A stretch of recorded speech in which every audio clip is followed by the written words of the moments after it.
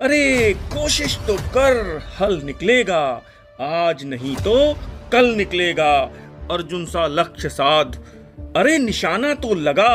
और फिर देख, सूखे रेगिस्तान से भी जल निकलेगा।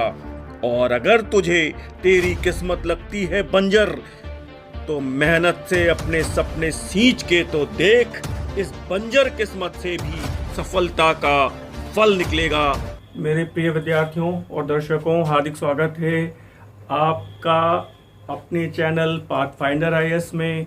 हम लोगों की इस ब्रह्मास्त्र टेस्ट सीरीज की श्रृंखला आज थोड़ी सी डिले जरूर है, लेकिन आज मैं आपसे थोड़ी सी कुछ बातचीत करूंगा, 10 मिनट केवल, और आपकी कुछ उन प्रॉब्लम्स पर बात करूंगा जो आपने मुझसे लगातार डिस्कस की हैं। व्हाट्सएप के माध्यम से मुझे सूचनाएं मिलती रहती हैं, तो मुझे लगा कि क्यों ना 10 मिनट में आज आपसे थोड़ी सी बात करूं।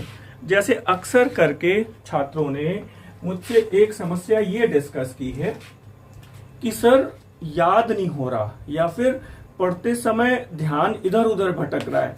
तो सबसे बड़ी समस्या ये है कि आप जब पढ़ने बैठते हैं, चीजों को याद करने बैठते हैं, तो सूचनाओं को मन में पढ़ते हैं। मुझे बताइए, मन में पढ़ते हैं? मन में मत पढ़िए, मन में मत पढ़िए। ये गलती सब लोग कर रहे हैं। क्यों? क्योंकि आप अक्षरों को, सूचनाओं को आंखों से देख रहे होते हैं और आपका मस्तिष्क कहीं और चल रहा होता है।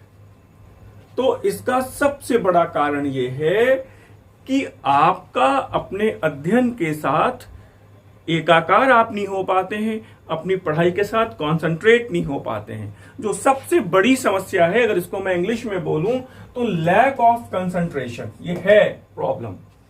तो इसकी जो सबसे सीधी सी बात है इसको दूर करने के लिए कि आप थोड़ा सा बोल के पढ़िए। जैसे अगर आप पढ़ रहे हैं, मान लीजिए हड़प्पा सभ्यता ही पढ़ रहे हैं, तो कम से कम ऐसे पढ़ सकते हैं कि हड़प्पा सभ्यता का सर्वाधिक संकेंद्रण सरस्वती घग्गर के किनारे था, या फिर ऐसे कोई भी सूचना जो पढ़ रहे हैं तो वो बोल कर पढ़िए। ध्यान रखिए, मन में मत पढ़िए, बोल कर चीजों को याद करिए। तो इससे क्या होगा कि मन के जो भटकाव की प्रक्रिया है वो समाप्त हो जाएगी। दूसरी समस्या ये है कि सर याद नहीं हो पा रहा है, भूल रहे हैं। और ये ध्यान रखिएगा, भूलना आपकी एक सहज प्रक्रिया है। जब आप याद करने के लिए बैठेंगे तो भूलना एक सहज प्रक्रिया है। और जब रिवीजन के तौर पे आप जाएंगे और आपको लग रहा है कि हम ये इन सूचनाओं को, इन तथ्यों को भूल रहे हैं, तो याद रखिएगा 2-3 बार पढ़ने पर फिर वो चीजें स्टेबल हो जाएंगी। ये बहुत जरूरी है। एक बड़ी बात मैं आपसे और डिस्कस करना चाहता हूं, फिर आगे की घोषणाओं को हम लोग डिस्कस करेंगे। एक बड़ी बात यह है कि आपको लगता है कि हम 100% पढ़ लेंगे, लेकिन मैं अपने पिछले 22 वर्षों के टीचिंग करियर से बता रहा हूं आपको पढ़ी हुई कितना भी पढ़ के जाएं आप, परीक्षा भवन में केवल 25% बातें ही आपको सीधे तौर पे याद आती हैं। यानी कि प्रश्न पढ़ा और बिना विकल्प देखे उत्तर आ गया। प्रश्न पढ़ा और बिना विकल्प देखे उत्तर दिमाग में क्लिक हो गया। केवल ऐसे प्रश्न 25% होते हैं। 60% प्रश्न ऐसे होते हैं जब आप 50 से 60% प्रश्न ऐसे होते हैं जब आप विकल्प देखते हैं, तब उत्तर आपको क्लिक होता है कि हाँ नहीं, यही वाला विकल्प है। मेरी बातों को आप अनुभव से देखिएगा और फिर मुझे बताइएगा। 10% प्रश्न ऐसे हो सकते हैं जिसमें कंफ्यूजन होता है। कंफ्यूजन का मतलब आपको ये लगेगा कि ये वाला भी सही है और ये वाला भी सही है, या फिर याद नहीं आ रहा है। और याद नहीं आ रहा है, मैंने देखा है, अक्सर क्लास में भी देखा है, और जब आप परीक्षा भवन में होते हैं तो भी मैंने देखा है कि आप कुछ बालक सर वर एकदम हिलाने लगते हैं, सर ठोकने लगते हैं। अब मुझे ये बताइए कि सर ठोकने से, अगर ऐसे ऐसे करने से, सिर पटकने से अगर इंफॉर्मेशन निकल के आ जाएंगी तब तो फिर बढ़िया है। फिर हर बार ठोंकी और हर बार एक नई इंफॉर्मेशन निकल के आएगी, बिल्कुल गलत बात है। अगर कोई प्रश्न आपको फर्स्ट राउंड में नहीं आ रहा है तो उसको छोड़ दीजिए, थोड़ी देर के बाद वो अपने आप याद आ जाएगा। और परीक्षा भवन में तब स्थिति खराब हो जाती है कि जब आपको लगता है कि ए वाला विकल्प सही है कि बी वाला विकल्प सही है, और आपका हृदय कहता है कि नहीं नहीं ए वाला ही सही है, और फिर जब आप ब्लैक करने के लिए जाते हैं सर्किल को तो मन कहता है नहीं ए वाला नहीं बी वाला से, फिर बी लगा देते हैं। इस समस्या पे अधिकांश छात्र कहते हैं अरे सर याद आया था फिर बाद में पता नहीं कैसे बी लगा दिया। जिन 2-4 प्रश्नों में अगर कंफ्यूजन है आपको, तो जो पहले विकल्प याद आ रहा है आप उसी को ब्लैंक करिए। ध्यान रखिए, जो पहले विकल्प याद आ रहा है उसी को आप रिंग करिए, उसी को आप सर्किल को काला करिए। ये बहुत बड़ी बात है। फिलहाल मेरी टेस्ट सीरीज के लिए आपने बहुत उत्साह दिखाया है और रोज कई लगभग 50 से 60 मैसेजेस आ रहे हैं मेरे पास रेगुलर कि सर ये प्रॉब्लम ऐसे कैसे करना है, कैसे पढ़ना है। फिलहाल तो आपकी समस्याओं को लेकर हम जरूर रेगुलर वे में मिलते रहेंगे। और मैंने आपको एक सूचना और दे देनी है।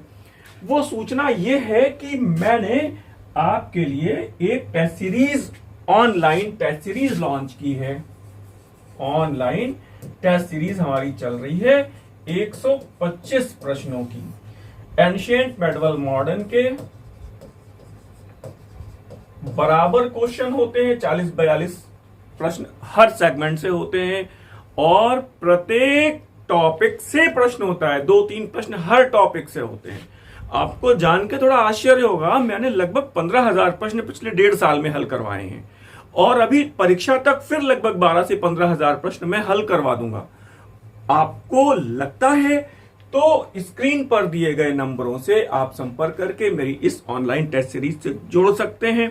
इस प्रश्नों के महाकुंभ में शामिल होइए और इस परीक्षा को अपने जीवन की अंतिम परीक्षा बना दीजिए। आपके रिवीजन के लिए मैंने एक बुकलेट को भी तैयार किया है, और इस बुकलेट को आप अक्सर करके देख पा रहे होंगे। मेरे हर लेक्चर में लगभग ये बुक आपको दिखाई पड़ती है। ये एक परीक्षोपयोगी बुकलेट है। ये क्लास से सिलेक्टेड मेरे उन छात्रों का ग्रुपिंग फोटो है जो पिछले बैच में सिलेक्शन पाए। तो इस बुकलेट को आप अपनी रिविजनरी बुकलेट के तौर पे यूज कर सकते हैं। रिविजनरी बुकलेट के तौर पे यूज करने का मतलब ये है कि ये बुकलेट तभी काम आएगी आपके जब आपने इतिहास को बहुत अच्छे और गहन ढंग से पढ़ा है। गहन ढंग से पढ़ा है और पुस्तकों से पढ़ा है, गाइडों से नहीं पढ़ा है। क्यों? क्योंकि इसमें बहुत सारी सूचनाएं आपको ऐसी लगेंगी कि कहां से आ गई। मैंने बहुत प्रामाणिकता के साथ चीजों का संग्रह करने की कोशिश की है, और पूरी कोशिश की है कि इसमें कहीं पर कोई मानवीय भूलवश कोई गलती ना रह जाए। पूरी कोशिश की है ये।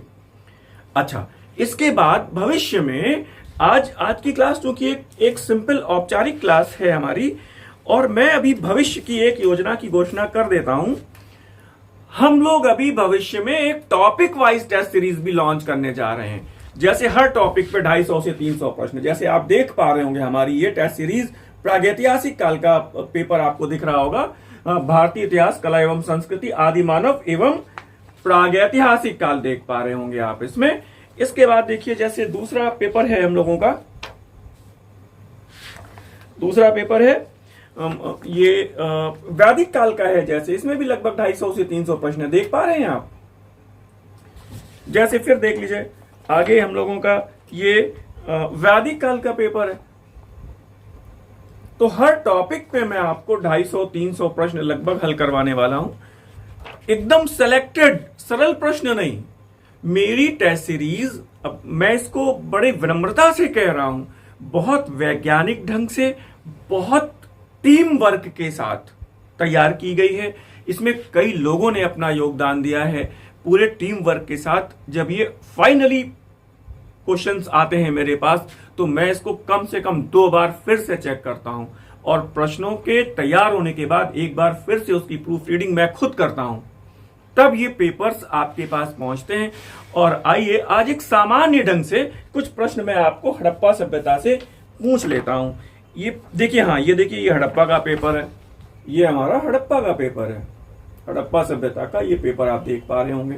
तो ऐसे हर टॉपिक पे, टॉपिक के नेचर के अनुसार 250, 300, 400, 500 प्रश्न तक हैं। मुगल काल में 500, मराठा में 400, ऐसे।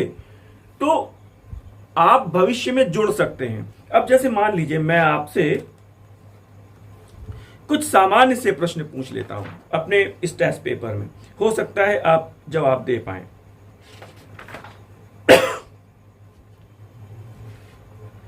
ये बताइए कि कोट दीजी एक स्थल है, इसकी पूर्व हड़प्पा संस्कृति के नष्ट होने का क्या कारण था, क्या प्रमाण मिलते हैं? आप मुझे बता सकते हैं। जलवायु परिवर्तन है, बाढ़ है, आर्यों का आक्रमण है, या फिर आग है? क्या है बताइए, बताइए। और अगर आप बता रहे हैं तो ठीक है, नहीं बता पा रहे तो मैं बता देता हूं, कोट दीजी के नष्ट होने का प्रमाण आग से है। अब जैसे मान लीजिए ये एक बढ़िया प्रश्न है कि जिस भारतीय मूर्ति कला ने युगों युगों में अपनी अक्षुण्ण परंपरा को प्रतिष्ठित किया है, उसका स्रोत सिंधु घाटी की कला से प्रवाहित हुआ था, यह कथन किस विद्वान का है? आप बता पाएंगे? Stella Kramrisch, Mortimer Wheeler, Katherine Mayo, Tim Robinson? नहीं बता पा रहे हैं शायद। और ये प्रश्न है स्टेला क्रमरिश। या फिर ऐसे ही कि किस संस्कृति से प्राप्त नारी मृण मूर्तियों में रौद्र रूप दिखता है, किस संस्कृति से प्राप्त नारी मृण मूर्तियों में सौम्य रूप दिखता है? तमाम ऐसे प्रश्न हैं टेक्निकल जहां पे आपकी एग्जैक्टली नजर नहीं गई है। और सबसे बड़ी बात यह है कि मैंने अपनी टेस्ट सीरीज को तैयार करने में प्रामाणिक और सरकारी पुस्तकों का सहारा लिया है। तो चूंकि आज की एक सामान्य क्लास नहीं हो पा रही है आपकी, तो फिलहाल अभी बस मैं पहुंचा ही हूं, तो आपके लिए 10 मिनट का ये जो मेरा आज हम लोगों का संवाद हुआ है, मेरी बात को ध्यान रखिए, बोलकर पढ़िए, लिखकर पढ़िए, मन में मत पढ़िए। चीजों को अगर भूल रहे हैं तो सकारात्मकता से लीजिए, रिवीजन करिए। परीक्षा भवन में जो विकल्प पहली बार याद आते हैं उस पे एकदम रिजिड रहिए, उसको फिर दोबारा से उसको चेंज मत करिए। ऐसी छोटी छोटी बातें हैं जो आपको कम से कम 3-4 प्रश्न आपके बढ़ जाते हैं अगर परीक्षा भवन में, तो आपके लिए बढ़िया और प्लस पॉइंट रहेगा। आज मुझे बता दीजिए, कल हम लोग एक नए टेस्ट पेपर के साथ नई श्रृंखला में हम लोग मिलेंगे। मुझे विदा दें, धन्यवाद, नमस्कार।